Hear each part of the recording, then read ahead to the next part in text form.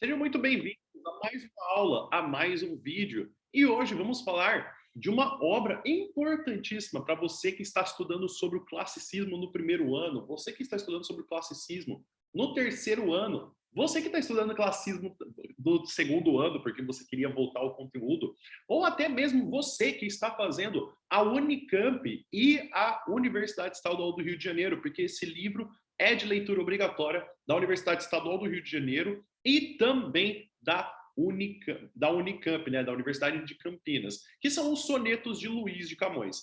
Então eu espero que esteja aparecendo o PowerPoint, porque o Zoom ele tem essa pequena gracinha de deixar que no começo não apareça o PowerPoint, mas eu percebo que às vezes ele vai rolando a aula e aí aparecem algumas imagens. Então eu vou até aqui ver, espero que já tenha aparecido. Então se apareceu já, escreve nos comentários para eu poder saber se apareceu ou se não apareceu. E, inclusive, esses slides também estão disponíveis para que você faça download, para que você possa fazer anotações e que você possa ter esse material para você poder estudar depois.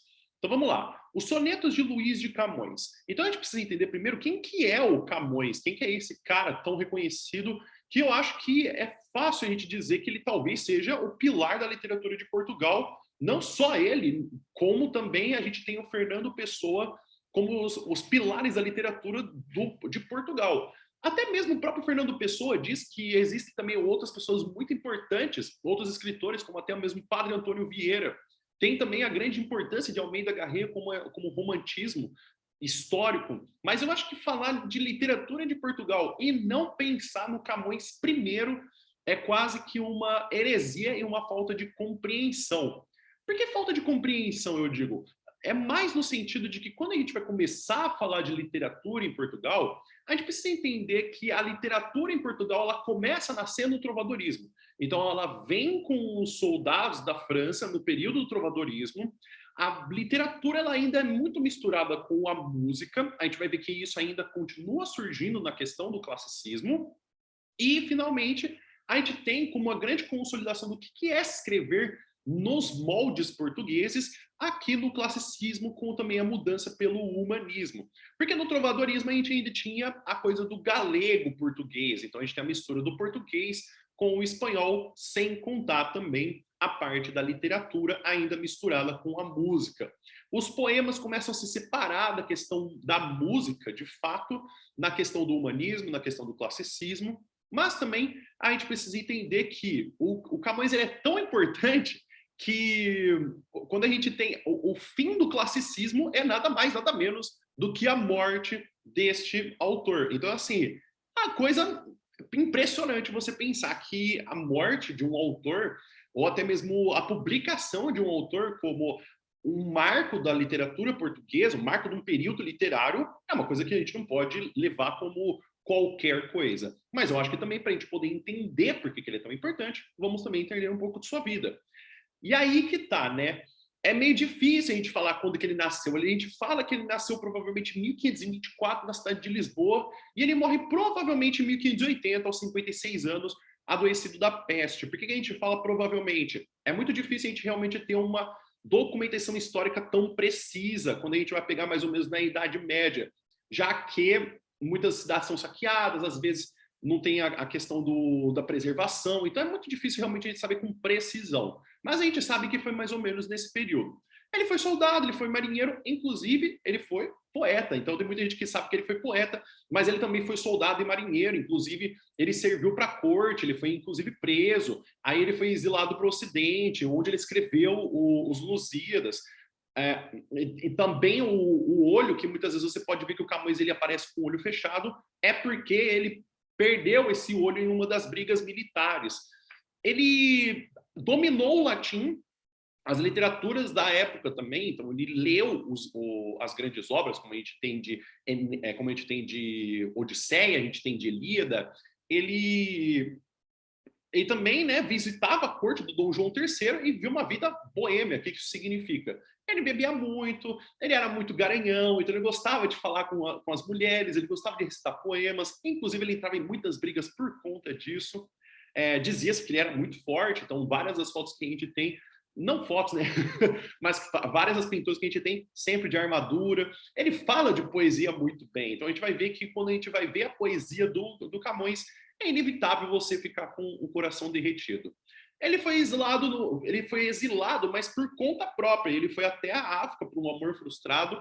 Ele foi preso porque, quando estava servindo as forças militares portuguesas. Foi para o Ocidente e, inclusive, escreveu os Lusíadas, o caminho dos Lusíadas está na pauta. Então, ele escreveu tanto os sonetos como grande importância e os Lusíadas também, como uma das maiores epopeias que a gente tem da literatura internacional. Então, a gente tem grandes epopeias, que são histórias de um povo. Então, a gente tem Jasão e os Argonautas, Odisseia, Ilíada, Eneida, e a gente também tem os Lusíadas. E recebeu uma pequena pensão do rei Dom Sebastião pelos serviços. Então, ele achou muito legal a escrita e falou assim, tô aqui uma pequena pensão para você continuar vivendo. E, inclusive, na própria obra dos Lusíadas, ele fala de como a arte, ele fica cansado de falar da arte, ninguém se importa muito com a arte. Então, é uma das coisas que ele pontua também. Então, ele vai falando que até no final da vida, mesmo quando acontece a peste, que ele adoece, ele tinha dinheiro, ele reclamava muito da questão do dinheiro e até mesmo de como isso não era o suficiente para ele conseguir viver. Muito bem. A gente tem os principais sonetos que ele escreveu. A gente pode falar de muitos outros, mas eu acho que a gente pode primeiro seguir como esses, que a gente vai ver alguns desses nessa aula. Mas eu acho que a gente falar desses dá uma ideia boa de o que é ler Camões. Então a gente tem Amor é fogo que arte sem se ver, Busque amor, novas artes, novo engenho, enquanto quis fortuna que tivesse, o dia em que eu nasci, mora e pereça, pede o desejo, dama que vos veja, 7 anos de pastor Jacob servia, transforma-se o amador na cousa amada, mudam-se os tempos, mudam-se as vontades, alma minha gentil que te partiste, vencido está de amor meu pensamento. É legal a gente perceber que, apesar de você encontrar alguns tipos de leitura, alguns tipos de livro, por exemplo, eu tenho esse livro aqui, da Martine Claret, então, se eu mostro isso aqui para meus professores da faculdade, eles querem morrer. Por que eu digo isso? Porque eles falam que tem que ter livros de certas editoras, então, tipo assim, Companhia das Letras, não comprar o da Martine Claret, né? Isso aqui é uma versão de bolso, isso aqui é muito pitico. Então, por exemplo, o meu celular é mais ou menos o tamanho desse livro. Mas por que eles morreriam? Porque tem essa questão de que assim, você abre o livro e você tem simplesmente os poemas. Mas a contagem dos poemas que a gente tem, quando a gente vai pegar essas edições, a gente pode ter ou a numeração de fato, como uma marcação dos sonetos. Então, a gente pode até falar o soneto 1, soneto 2, soneto 3, mas a maioria dos sonetos eles são escritos de forma que a gente tem a primeira linha. Então, a primeira linha, o primeiro verso, ele vai ser a parte que dá o título ao soneto. Então, Amor é fogo que arte sem se ver, essa é o primeiro verso do soneto. Geralmente, os sonetos no classicismo, até mesmo quando vocês forem ver outras escolas literárias, como o parnasianismo, simbolismo, o romantismo também, a maioria deles, tem não um título, mas eles têm o primeiro verso como o nome do soneto. Ah, mas então quer dizer que o Camões ele não dava títulos aos sonetos? Não, não muito. Geralmente ele ia escrevendo e às vezes ele colocava... Tem nas coleções a numeração, mas é muito difícil a gente ter um consenso de esse é o primeiro soneto, esse é o segundo soneto. Mas a gente tem aqui o primeiro verso, resolve. Então o que a gente tem que pensar, qual que é o período, contexto histórico que estamos conversando? É o renascimento cultural e as grandes navegações. É Portugal no século XVI. Cara, para pensar que em um período, não curto, né, mas assim, um período considerável, Portugal foi a maior nação do mundo. Então, assim, a gente tem que pensar que Portugal foi estilo Estados Unidos. Então, assim, no sentido de que eles decidiam o que ia passar, o que não ia passar. Claro que a posição geográfica e estratégica deles estarem na Península Ibérica favorecia esse ponto, mas também a questão até de artes, a questão de a gente poder ver que também tem a questão marítima, então a gente tem que as grandes navegações, como vamos perceber, né, o Brasil, cara, eles dominaram o Brasil, eles pegaram as colônias, as capitanias hereditárias, e isso é muita coisa. Para pensar que a Espanha, ela pegou uma parte considerável também da América, mas o domínio de Portugal, tanto das navegações, tanto das rotas das Índias, até mesmo depois que a gente vai ver depois no neocolonialismo, que tem a parte da África, Portugal foi um país muito poderoso. Claro que eu não estou querendo dizer no ponto de que isso é positivo, até porque a gente tem um problema da colonização, a gente teve uma exploração praticamente abusiva, né? É meio difícil não ter uma exploração abusiva, né? Toda exploração, ela é abusiva, mas a situação com os indígenas, os povos autóctones do Brasil, assim como também a gente teve a questão de Moçambique, a gente teve a questão dos países na África, mas pensar que um país tão pequeno, tão pequeno na Europa, conseguiu ter um domínio, uma visualização geográfica de poder tão grande, é de se considerar. Não estou falando que é uma grande nação e devemos aplaudir, mas é considerável de analisar que Portugal foi uma das maiores nações do mundo. Então, assim, que dizia regras, ditava regras e não tinha conversa, não tinha conversa. O que a gente está falando, então, da questão do classicismo, né? Até mesmo a gente pode dizer que é mais o final do classicismo com Camões. A gente precisa entender que geralmente os períodos literários eles não são tão longos. A gente até pode dizer que aconteceu o primeiro humanismo, depois o classicismo, aí depois passa para o barroco e o arcadismo, mas, cara, são períodos muito curtos, então, se a gente for ver, foi praticamente a vida do Camões o que a gente pode considerar como classicismo em Portugal. A influência do Sá de Miranda e do Petrarca, a poesia ela vai ganhar uma nova estética, ela vai ganhar um novo estilo. O trovadorismo não tinha estilo. O trovadorismo era um experimentalismo, então as poesias eram escritas sem um rigor estético. Então, você escreve para ser poesia precisa disso. Não tinha isso. Claro que a maioria das cantigas do trovadorismo tinham um fator musical, tinha essa coisa semelhante, mas não tinha como a gente vai ter agora no doce estilo novo, nossa, meu italiano não falha, né? No doce estilo novo, a gente vai ter esse estilo novo que tem uma forma. Então, assim, você olha para um soneto, você sabe que é um soneto, mesmo que você não seja aprofundado na parte de letras. Então, o que a gente vai ter nesse estilo novo, aplicado com o Sá de Miranda, que passa um tempo na Itália, vem para Portugal e também foi consolidado por Petrarca, apesar dele não ser o criador. A gente tem o uso do verso decassílabo, então são 10 sílabas poéticas, ou se não até 10 sílabas métricas. O que significa? Todo verso ele vai ter 10 sílabas na hora que você fala. Tem algumas vezes que você tem que juntar algumas sílabas, você tem que dar um certo migué, você tem que dar tipo, uma compreensão. Mas você vai ver que isso acontece em vários versos. Poxa, prof, mas e se eu não lembrar quando acontece isso do Camões? Cara, você vai lembrar porque o do Camões é assim. Então, todos os sonetos dele são desse jeito. Então, é uma coisa que, mesmo que você pegue qualquer soneto, porque mesmo nesse livro que eu tenho aqui, da coleção dos sonetos da Martine Claret, e isso não é nenhum tipo de propaganda, quem me dera eu ter um patrocínio de alguma editora, são 166 versos, são 166 sonetos. Isso significa que são 166 sonetos escritos em 10 sílabas poéticas. Cara, até mesmo o Lusíadas, ele é escrito com versos decassílabos. Então, toda a obra do Lusíadas são 10 sílabas poéticas. Então, isso é uma coisa que não tem como você errar. Então, tipo assim, você não vai confundir com 12 sílabas poéticas, 8 sílabas poéticas. Não, é sempre 10 sílabas poéticas. E isso é muito louco, por quê? Porque é uma forma fixa inspirada nos latinos e nos italianos. Então, eles são poemas com uma forma previsível. Então, você pode pegar todo o livro, e até para vocês poderem dar uma olhada. Ó, se eu abro na página 20 e 21, ó, tem o mesmo estilo. Se eu abro aqui na página mais para frente, ó, mesmo estilo. Eu acho que deve estar borrado, mas assim, eu vou até colocar um pouquinho mais perto da câmera para vocês poderem ver, ó. Mas o mesmo estilo. Cara, todas as páginas aqui sempre vai ter o quê? Sempre uma parte em branca, ó. Sempre vai ter pelo menos um polegar meu que sempre tem. Qual que é o único que não tem, né? O primeiro, porque tem aqui em cima a parte do título, mas em diante vai ter sempre uma parte de uma forma previsível. É previsível você ver um soneto. A gente tem que entender também que os sonetos eles eram criados não para que qualquer um conseguisse ler, até porque ler era um critério no século XVI para poucas pessoas, não era para todo mundo. Poucas pessoas tinham acesso à alfabetização. Então, escrever sonetos era que você tinha que falar com a corte, você tinha que falar com as pessoas que tinham dinheiro, porque não tinha como. Ou a pessoa trabalhava para poder conseguir sobreviver, ou se não, a pessoa era da corte e ela tinha o dinheiro. Então, essa forma de leitura, ela era feita especificamente para a corte. Tanto é que o próprio Camões escrevia para a corte portuguesa.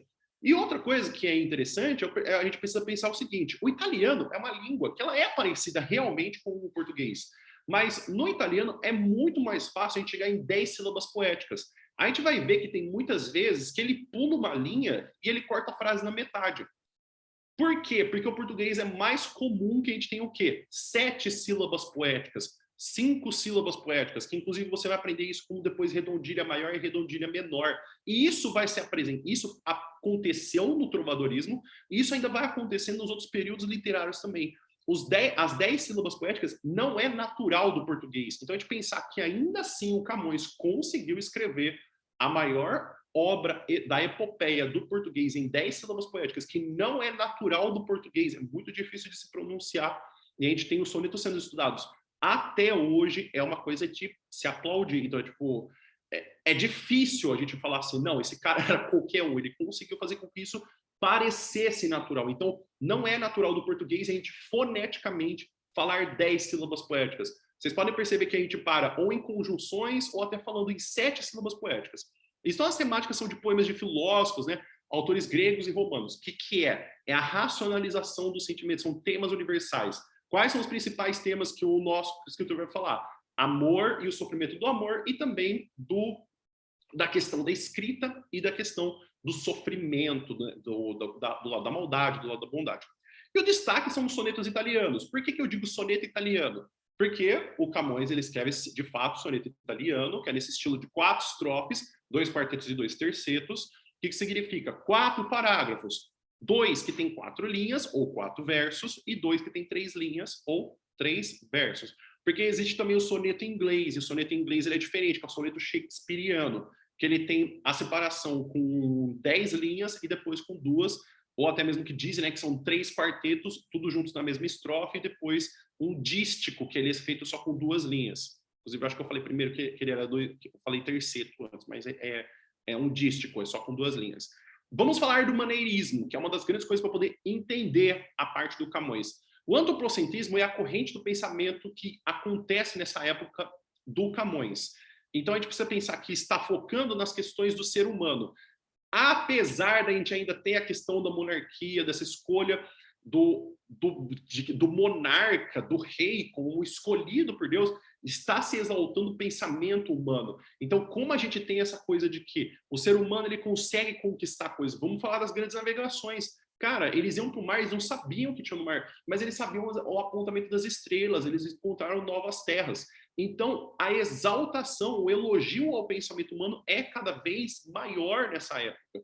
E o maneirismo ele surge como uma decadência do humanismo, porque ele começa a se sentir angustiado. Para pensar nessa coisa, né? A gente consegue ir até o mar, mas a gente não sabe o que tem no fundo do mar. Então, quanto mais se conhece, quanto mais se tem conhecimento, cada vez mais se traz um desespero, se traz uma angústia.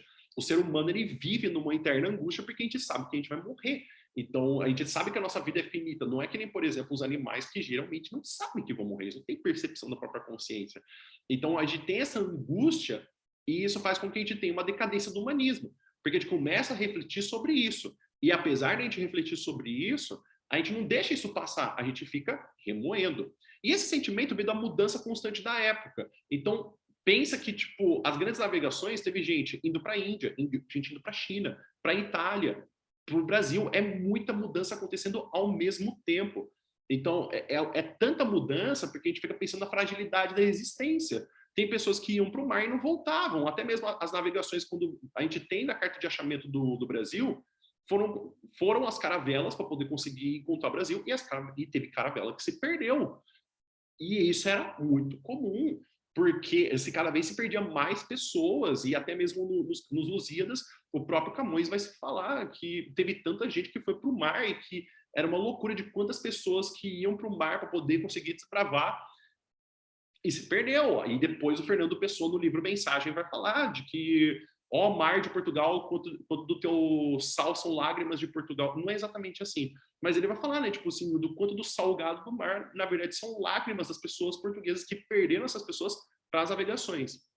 Então é uma decadência que vai começar a falar com o barroco, que é o próximo estilo literário que vamos ter na história. A gente tem, de fato, o quinhentismo, que é essa coisa do século XV, né, do começo do 1500, falando da literatura de Portugal, mas o próximo período literário, escola literária, é o barroco.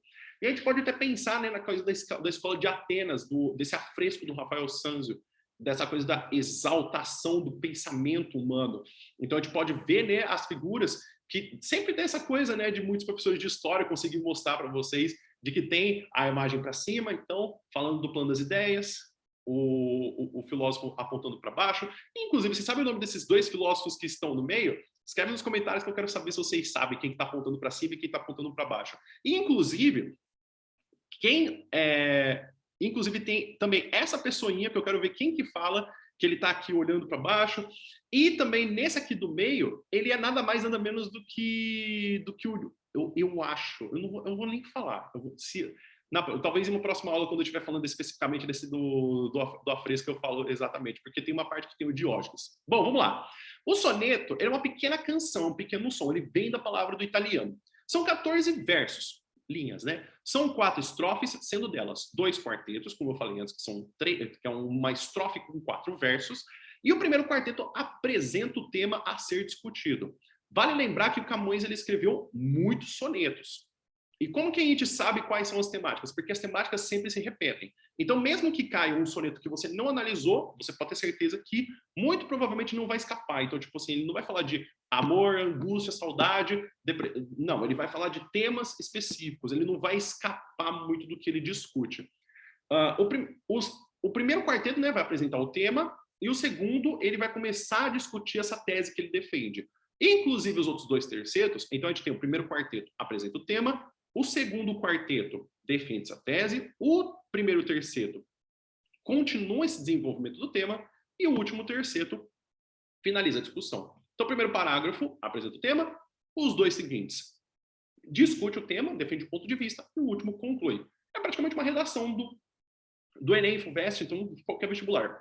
São versos decassílabos, o sistema é de ABBA, CDC, DCD, então, lembrando que esse ABBA significa que a última palavra vai rimar, então a última palavra rima com a última do quarteto, então a primeira do parágrafo e a última do parágrafo, então a primeira da estrofe, a última da estrofe.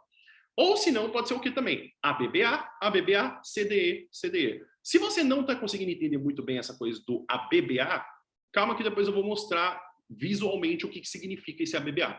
E o último verso dos estrofes é destacado, porque ele fecha a cadência e o pensamento desenvolvido. Inclusive, ele se chama chave de ouro. Então, quando você tem a leitura de um soneto, apesar do soneto ele ter uma pontuação, existe uma musicalidade no que você lê um soneto.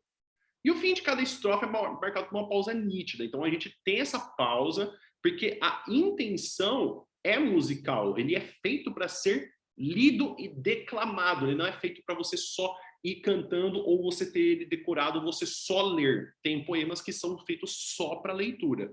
E a cadência ela pode ser feita na sílaba 6 e 10, então é o mais comum, ou 4, 8 e 10, que é o menos comum. Que são aquelas sílabas poéticas que eu contei para vocês antes. Quais são as temáticas? Esse aqui, inclusive, é bom para vocês poderem até anotar no caderno, ou vocês até tirarem um print, ou vocês, quando tipo, salvarem um slide, marcar assim, tipo, esse aqui é o mais importante. Então, temáticas abordadas pelo Camões. Desabafo do sentimento, então assim, como amar é difícil, mas como ficar sem o amor também é difícil. O neoplatonismo, então essa coisa do novo tipo de platonismo, então assim, é esse amor que não se alcança, essa questão desse sentimento contraditório, então, tipo assim, essa percepção do sentimento do amor.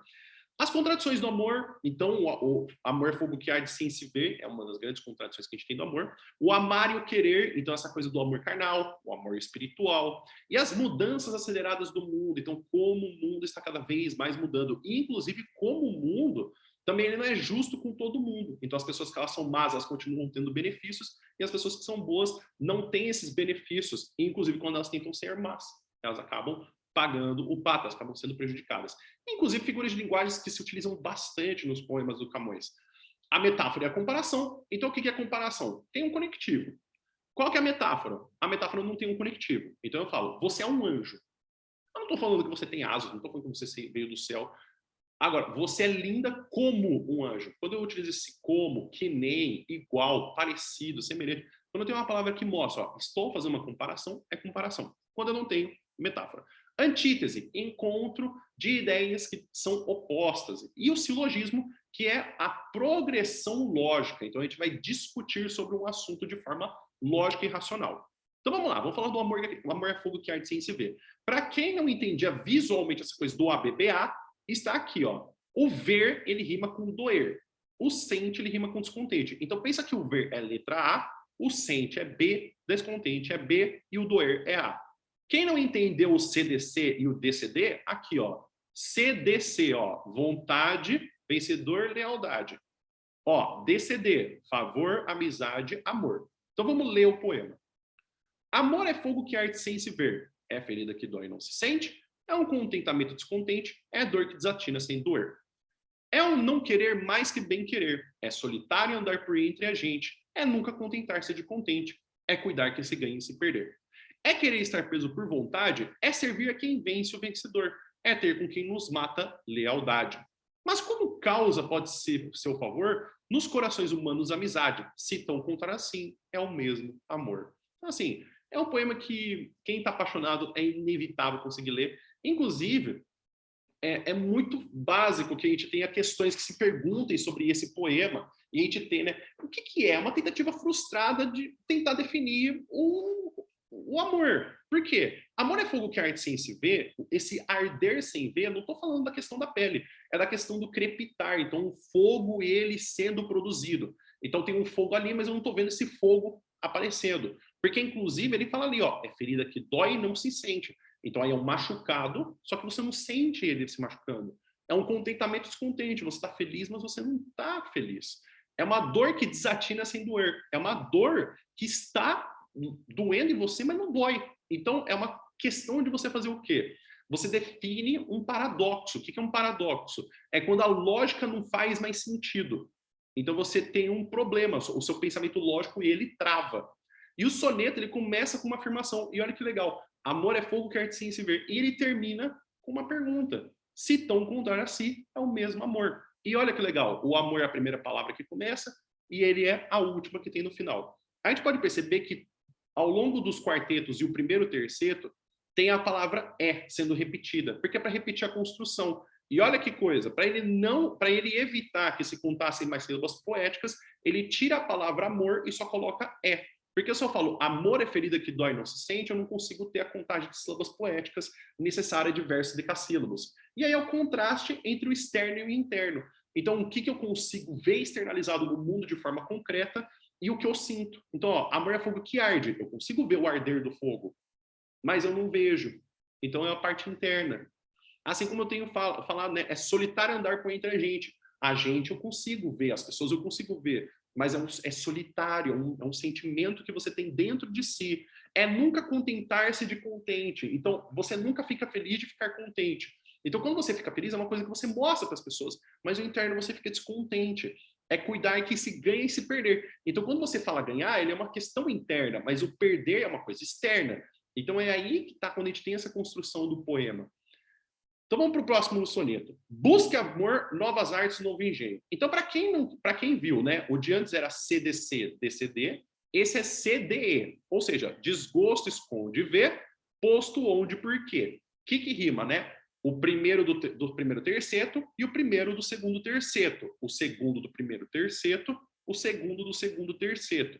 E o terceiro do primeiro terceto e o terceiro do segundo terceto. Então, para quem for confuso, tem aqui destacado para vocês poderem ver. Então, o desgosto rima com posto, esconde com onde e vê com porquê. Para a sorte de vocês, quando vocês quiserem definir, o ABBA e o CDC é interpolado e alternado. Interpolado, entre polos. Alternado significa que vai alternando qual que é a questão da rima. E mesmo que você tenha a questão de você falar interpolado, você também pode chamar de oposto, e mesmo que você não lembre de alternado, você pode lembrar de intercalado. Então você pode também colocar esses nomes para poder se entender o que você está falando da rima do poema. O que a gente tem aqui, né? Busque amor, novas artes, novo engenho, para matar-me e novas esquivanças. que não pode tirar minhas esperanças, que mal me tirará o que eu não tenho. Olhai de que esperanças me mantenho, vede que perigosas seguranças, que não temo contrastes nem mudanças, andando em bravo mar, perdido o lenho. Mas conquanto não pode haver desgosto, onde esperança falta, lá me esconde. Amor, um mal que mata e não se vê. Que dias há que na alma me tem posto um não sei que nasce não sei de onde, vem não sei como e dói não sei porquê. Cara, eu sou muito suspeito porque eu gosto muito desse final, tipo assim, que me traz essa alma, né? Que é uma coisa que eu não sei explicar, que eu não sei de onde nasceu, que apareceu, eu não sei como que isso fez, e dói, eu não sei o motivo. Lembre-se que amor, quando tem letra maiúscula, está falando da entidade do amor, que pode ser também lembrado como um cupido. Então, quando a gente fala dessa questão do engenho, é a forma da escrita, é a prática. Então, quando ele fala busca amor, novas artes, novo engenho, ele fala do busca o próprio cupido, novas formas de você conseguir expressar o amor. E aí a gente tem essa construção do paradoxo, das contradições do amor. É impossível definir ou evitar o amor. Então a gente tem essa coisa, né? Que o amor, um mal que mata e não se vê. Então ele é um mal. Mas assim, é inevitável você escapar do amor, porque pensa, você mesmo que está assistindo essa aula, você talvez não goste do amor, mas você sabe o que é o amor. E mesmo que você nunca tenha sido amado, você sabe o que é amar alguma coisa. E isso que é a loucura do amor, porque é um sentimento tão profundo e tão paradoxal, né? Como que a gente consegue sentir o amor e a gente não consegue explicar o amor ao mesmo tempo? Porque, olha, a gente pensa, eu consigo explicar o que é fome, né? Então, tipo assim, a fome é uma coisa que, quando eu mato, quando eu simplesmente como, pronto, sede, eu pego a água, pronto. São sentimentos que a gente consegue explicar com facilidade. Até o ódio, né? Então, tipo assim, quando eu tenho uma repulsa. Mas o amor, como que você explica o que é amar, né? Imagina que você tem que desenhar, né? Tipo, o que é o amor? Muitas pessoas desenham o coração, mas aqui é uma representação do amor, né? Tipo assim, como que a gente resolve o sentimento do amor? Então a gente fica com a pessoa, a gente beija, a gente abraça, a gente divide a senha do Netflix, o que a gente faz? Não tem, é meio difícil. A gente ou evitar ou definir, né? Até quando a gente se apaixona por aquele arroba errado. Então, para aquela pessoa que você sabe que, tipo, você se apaixonou e você falou, mas eu não queria me apaixonar. É inevitável. A fome você pode até evitar, a sede, o sono, mas o amor é muito difícil. E a gente tem esse outro tema. Geralmente, esse poema é o que começa a maioria de coleções de sonetos. Então, inclusive, o meu, ele tem o começo desse. E tem uma explicação de porquê. Enquanto quis fortuna que tivesse, esperança de algum contentamento, o gosto de um suave pensamento me fez que seus efeitos escrevesse. Porém, temendo amor que aviso desse minha escritura e algum juiz isento, escureceu meu engenho com tormento, para que seus enganos não dissesse.